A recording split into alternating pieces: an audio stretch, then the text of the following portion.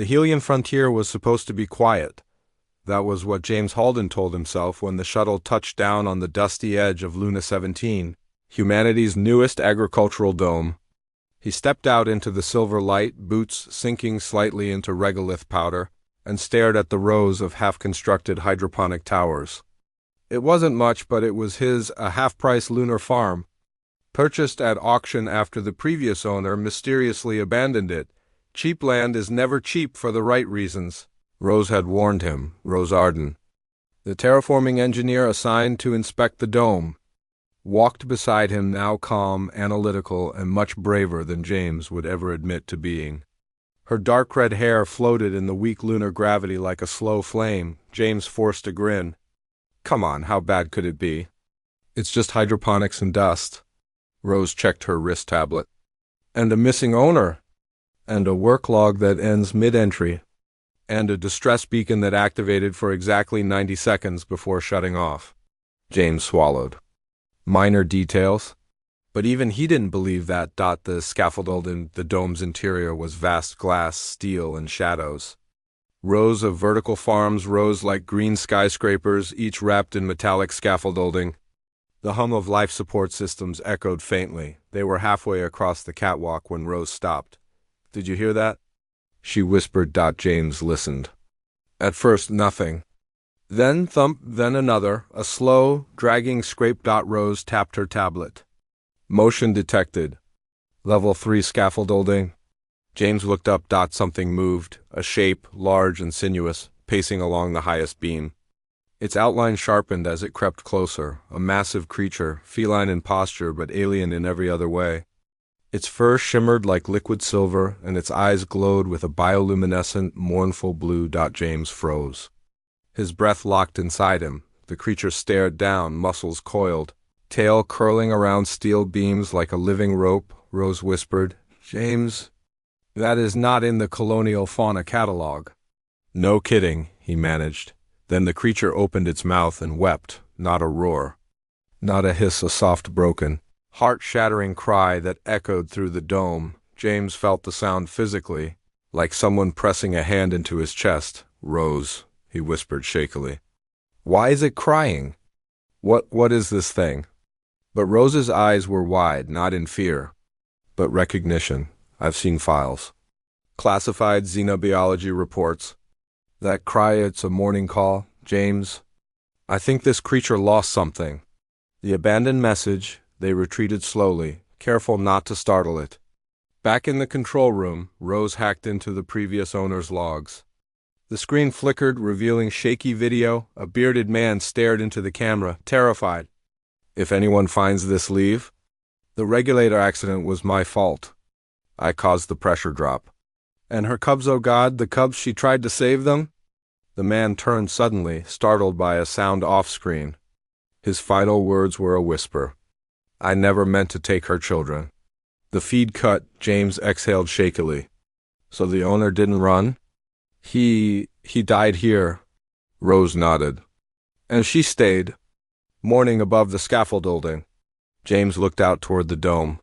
She thinks we're a threat too, doesn't she? She doesn't know who killed her cubs. She only knows humans were involved. For the first time since landing, James's dream of owning a peaceful lunar farm cracked. He sat heavily in the chair, rubbing his face. What do we do? If she attacks, we're dead. If Command learns about this, they'll send a kill team. Rose frowned. And if we leave, they'll still come. The only chance that creature has is if we fix this. James stared at her. You want to help it? Rose's eyes softened. James, she cried.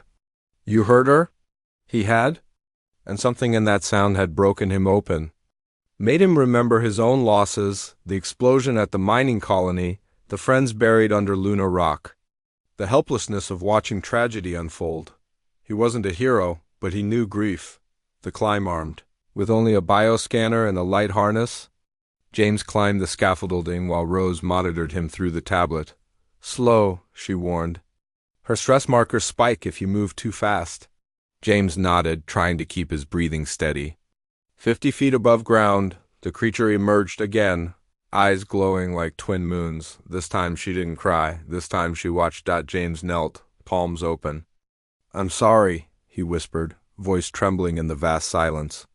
"I know what they took from you." The creature shifted, claws scraping metal. James took out the small object Rose had printed, an incubator pod containing clone cells rescued from the hydroponic filters. The cub's remains had been found scattered in the irrigation lines. Rose had quietly run genetic reconstruction. He held up the pod. "This isn't perfect," James said. "But it's something. Life from what you lost." The creature stepped closer. Slow. Cautious. Dangerous. James felt hot tears against his visor as she lowered her head, sniffing the pod. A long rumbling vibration traveled through the metal beams, a purr, a deep, aching, grateful purr. The human factoros rushed to the base of the structure. "James," her cortisol levels dropped sharply. "She's accepting you." James laughed shakily. She's beautiful."